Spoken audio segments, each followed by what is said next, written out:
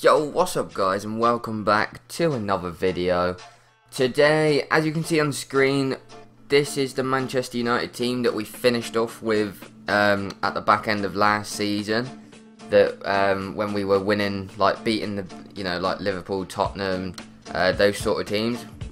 For me, it was our best formation. We played some very nice football in this formation, and it just seemed to work really well.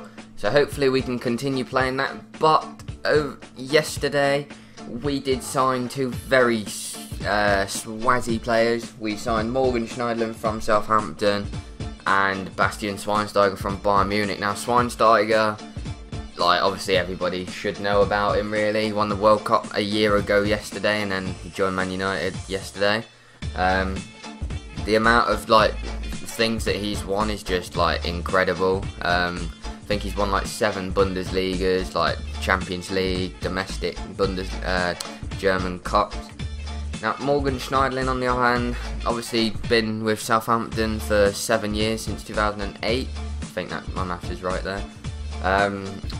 He's a great centre midfielder. He's 24 years of age. He's a good ball winner and he can pass as well. So it's like really hard for Schneiderlin though, because like Will he play alongside Michael Carrick, or is he Carrick's replacement? It's obviously yet to be seen, but it's a 50-50 with him. But nevertheless, I am happy that we have got him into the club. Now, the other two signings that we did make so far in this window is Memphis Depay. Now, obviously over the last year in the World Cup, shown what he was about, and then the season, he's just blown everyone away. I think highest scoring player in the Eredivisie Dutch league. He's a goal scoring winger. He can score free kicks, which is good. So he'll add a bit of variety into our team. And then the other signing that we have made is Matteo Darmian from Torino. I think he'll probably perform really well at us when he plays, because I don't think, as much as the other three, he's not got that much pressure on him when he will be performing. Because not many people, I certainly don't, not many people do actually know about him that much. But, I mean, I didn't even know he was Italy's first choice right back. That's how much I knew about him. But nevertheless, I'm excited to see him play. Now, as I said at the start, this was the team that we finished off with at the start of last season.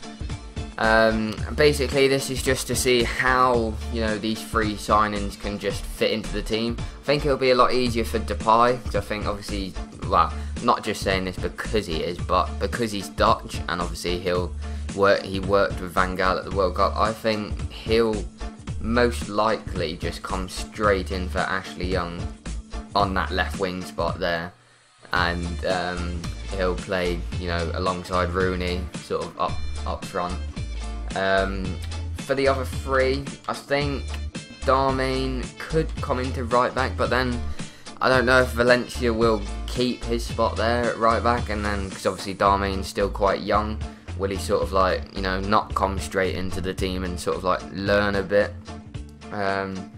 He's on the pre-season tour, so hopefully we'll see what he's about, and then we'll know whether he's actually gonna be the first choice right back, or if he'll be like a rotation sort of player.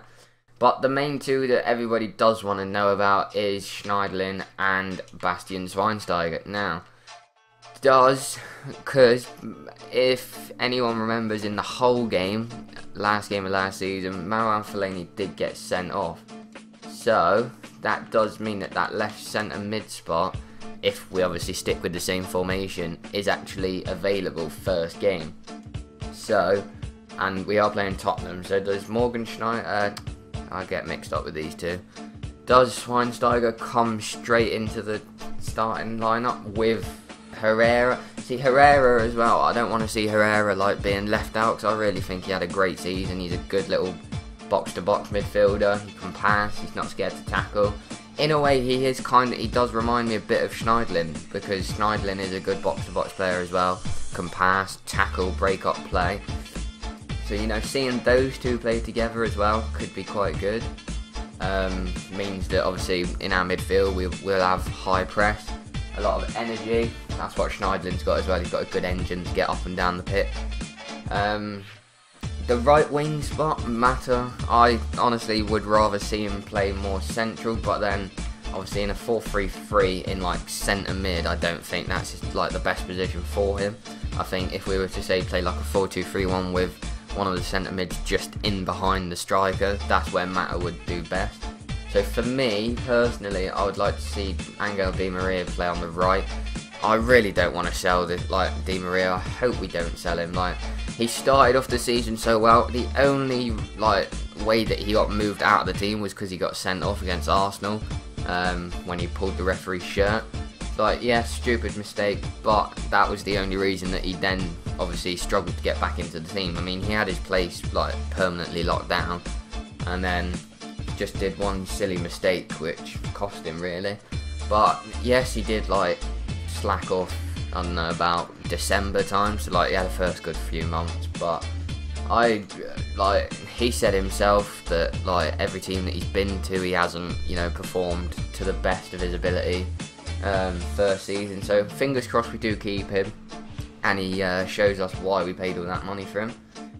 But I want to hopefully see us carry on playing a 4-3-3, but obviously then, like, is Carrick not going to get played? Because like Carrick was arguably one of our best players last season, but then is it going to be something more like that? So like you got two energy players in the middle, and then Schweinsteiger just playing them balls, or you know, when Fellaini's fit, or not fit but back from his suspension, that's going to be interesting as well. I mean, he was one of our key players as well, like during the 4-3-3 formation thing. But yeah, I mean, it's just gonna be interesting. I mean, on pre-season you won't find out exactly who's gonna be, you know, like starting for that Tottenham game, but everyone's obviously going to be trying their best to start for that Tottenham game. So obviously, first game of the season, we don't want to lose again like we did last year against bloody Swansea, another team in white. So Hugo Lloris is a doubt though, which is positive news, but then Michel Vorm is their backup keeper and he's pretty much just as good.